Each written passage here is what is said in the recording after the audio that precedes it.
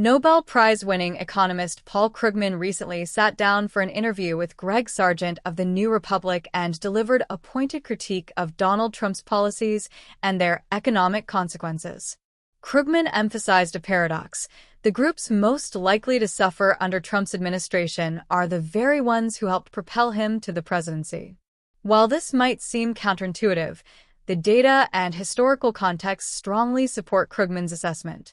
Krugman argued that many of Trump's fervent supporters, particularly local business elites and small business owners, are set to bear the brunt of policies that are, at their core, exploitative. According to Krugman, Trump's career has been defined by a pattern of hiring contractors and small business owners, only to cheat them by refusing to pay for their services. This behavior has translated into his presidency, where promises made to these groups are quickly abandoned once the votes are secured. For instance, during his campaign, Trump vowed to reduce grocery prices to pre-inflation levels. Yet, shortly after the election, he admitted that bringing prices down would be exceedingly difficult. This is a textbook bait-and-switch tactic, a scam, that Krugman believes Trump has mastered. Interestingly, Krugman notes that despite the stark reality of these betrayals, many of Trump's supporters remain unaware or in denial. Surveys indicate that these individuals continue to believe in Trump's promises, even as evidence mounts that there is no substantive plan to address the issues he campaigned on. Krugman's words resonate deeply here. The scam is there is no plan. However, this blanket characterization of Trump voters does not fully align with recent observations. Over the past 2 months, numerous independent voters who previously supported Trump have expressed regret. These are not the die-hard MAGA supporters, but rather swing voters who shifted from Biden in 2020 to Trump in 2024.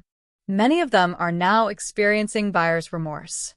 They've come to understand the ramifications of Trump's trade and immigration policies, realizations that eluded them before casting their votes. For instance, some voters are grappling with the harsh realities of Trump's trade policies, particularly tariffs. While marketed as a tool to protect American jobs, tariffs have historically led to increased costs for consumers and disruptions in supply chains. Independent voters who supported Trump in 2024 are now realizing how these policies directly affect their wallets and businesses. Similarly, Trump's aggressive stance on immigration has left many families in turmoil.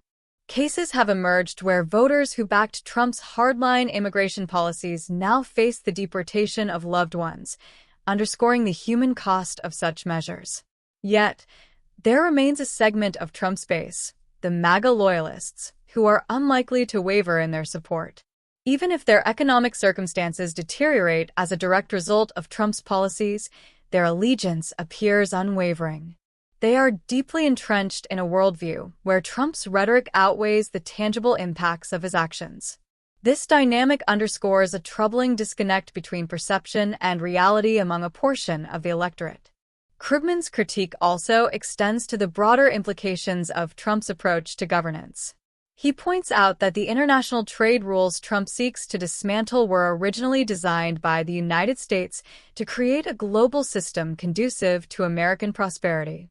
These rules have facilitated technological advancements and economic growth, enabling the U.S. to maintain its status as a global leader.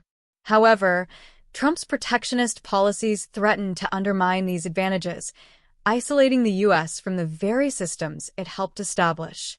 Moreover, Krugman highlights the administration's hostility toward education and universities as a significant threat to America's economic future. The U.S.'s ability to innovate and thrive in a competitive global economy is rooted in its robust educational institutions and technological advancements. Policies that erode support for education risk dismantling these pillars of American exceptionalism, effectively turning back the clock on progress. Krugman's observations align with broader concerns about the direction of U.S. economic policy under Trump.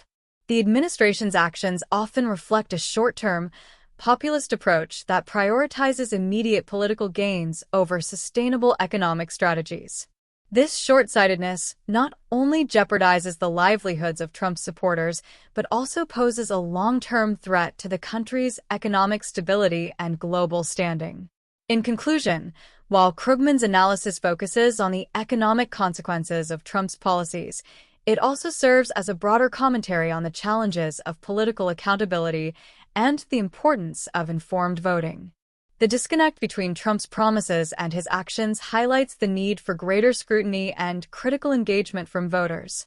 As the fallout from these policies becomes increasingly apparent, the question remains, will the broader electorate recognize the scam for what it is, or will they continue to buy into the illusion?